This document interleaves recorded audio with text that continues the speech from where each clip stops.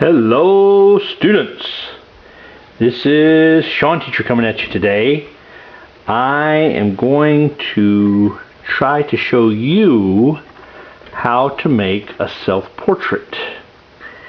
And I think before we get started, one thing we should say is that this is not the only way to make a self-portrait. This is just a way to make a self-portrait, not the best way.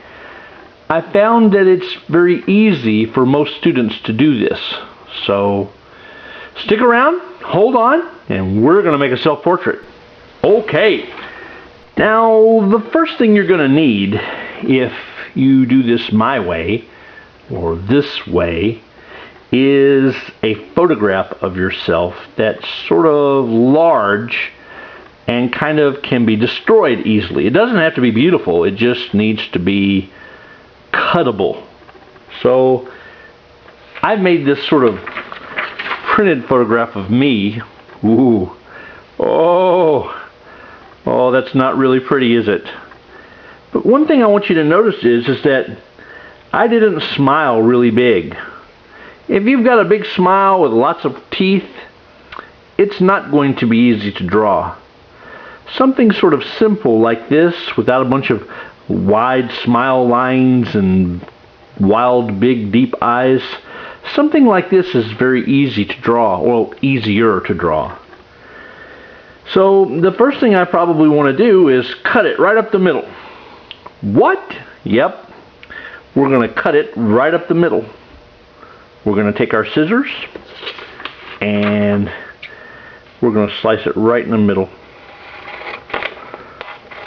Now, if you're thinking to yourself, I'm going to have real difficulty making my own portrait, I don't know how to make this picture thing here that Sean Teacher has. Well, if you're in class, I'll make one for you, so you don't have to worry about that.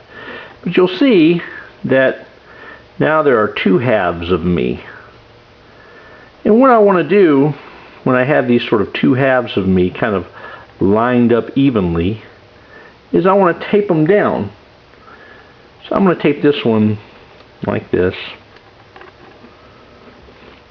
And I'm going to tape this one like this. Oops. And over here. And over here.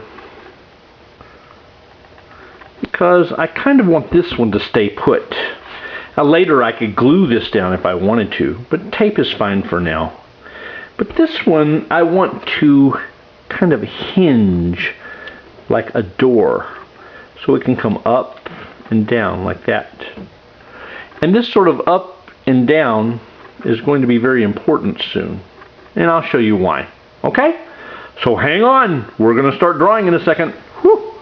Now at first, anyway, I'm going to be using this pen. Remember, you should probably use a pencil. Why? Because I'm trying to show you my lines so you can easily see them. I would rather use a pencil myself. But right now, it's probably best if I use a pen so you can see what I'm doing. A pencil would make this look better. So what I want you to see is when I raise this up and put it down and raise it up and put it down, that I can kind of put my eye in a place. So when I see this here like that, I can kind of see where that neckline is, for instance, by doing this, right? So when I kind of look at that, I see my shoulder and my jaw sort of there. And I wonder where that place is. Because if I just draw it, it's probably not going to work out too easily for me. So I do this sort of open and close thing. And I can kind of look here on the paper and see exactly where those two lines are. So I can see they're going to be about here. So I can flip that over. And I know I can kind of take that and that and know that's kind of where my jaw and my shoulder meet. Then once I make that little mark, I can check and see, oh, it's not quite right. It's over too far. I should move it over some more, like that. And this is going to show you kind of why it's important to have a pencil right now. So that's pretty close. Yeah, that's almost there. See what I'm doing? And pretty soon I can make this line to fit.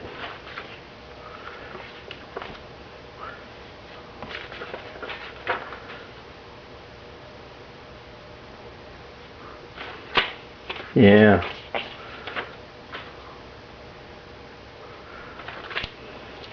So when I look at it, this is going to sound bad, but my jaw is actually a lot wider than I think it is.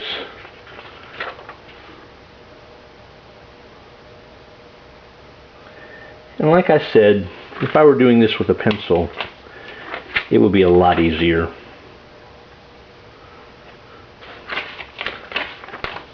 See what I'm doing?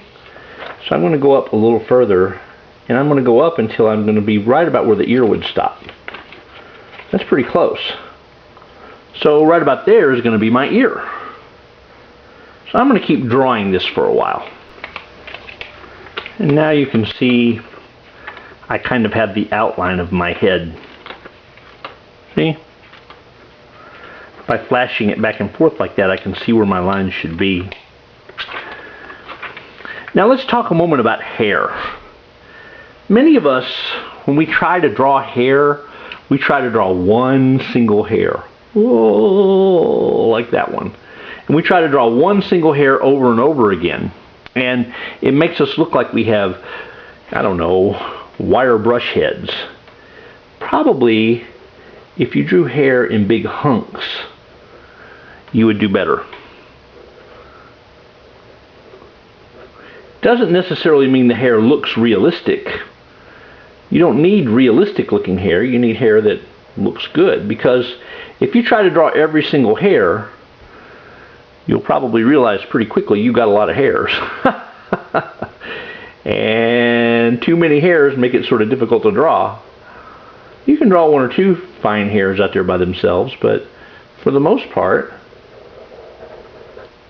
you can draw hair in kind of hunks.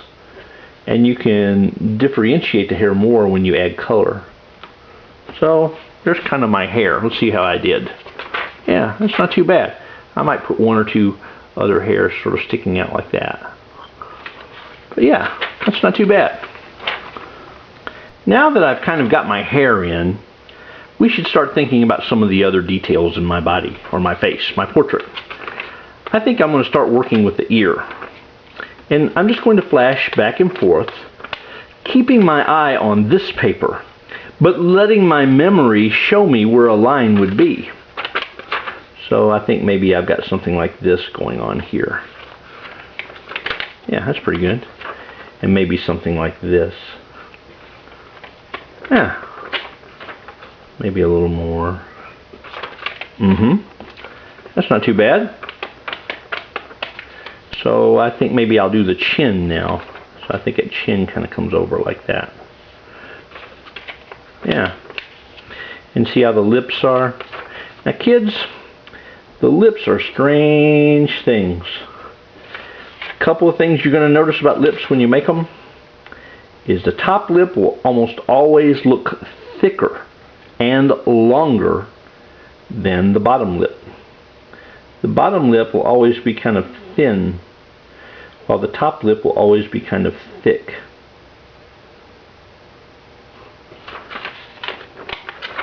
I need to make it come out longer, don't I? Even more.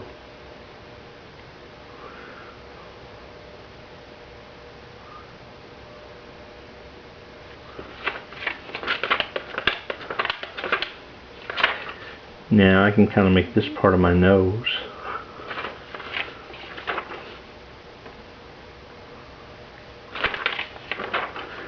It's going to come up like that. Like that. And I can kind of make this sort of smile line here. Yeah.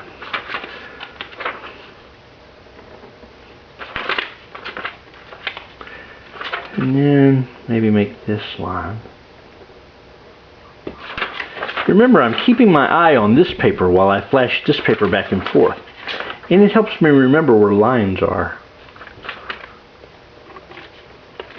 Yeah, like that. And as I fill it in, it may not end up looking exactly like I want it to. I may want it to look more beautiful when in fact it ends up looking more mysterious, strange. Try to shy away from saying that something looks ugly or bad, because you never know how it's going to turn out until it's done.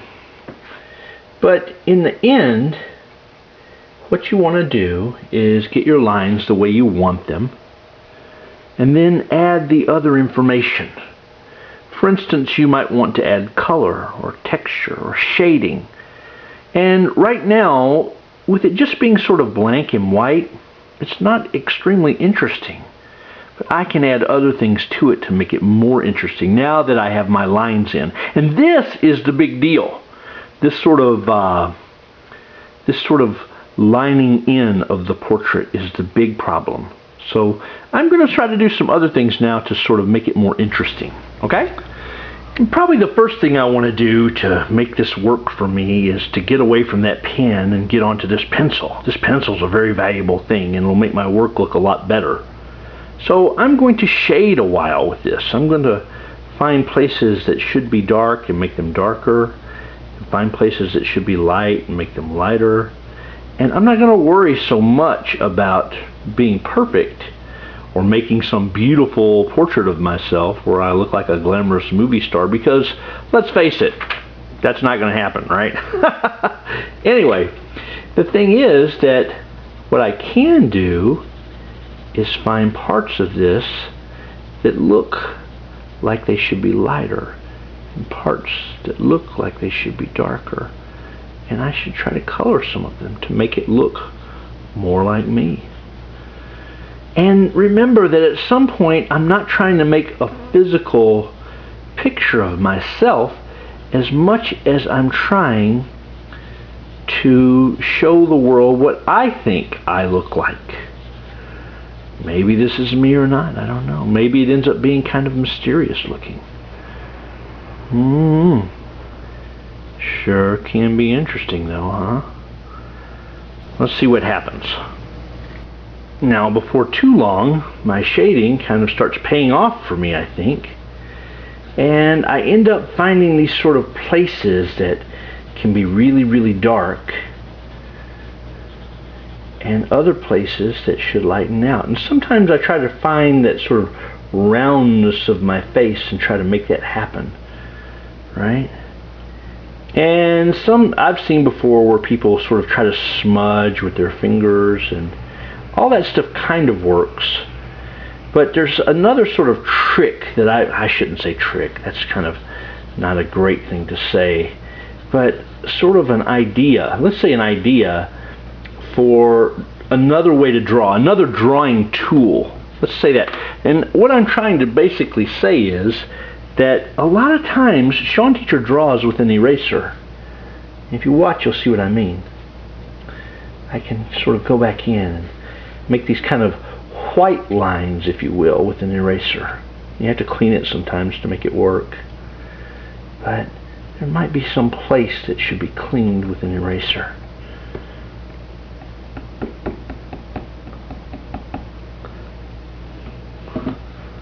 So yeah. So there's my self-portrait. And you're thinking, I sure wish I could see that up close. Let's see what it looks like a little closer. Let's see if I can do this. Yeah. Now you can see what I did.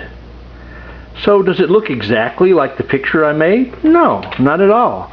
But at the same time, it becomes interesting and mysterious. And even more so when I kind of add stuff here. This area here, this sort of empty space, can be can be an area that I explore with other things, colors or patterns or different ideas that I have about myself can be put here in the background, if you will. Okay, that's it. You did a good job. Thanks a bunch. Bye-bye.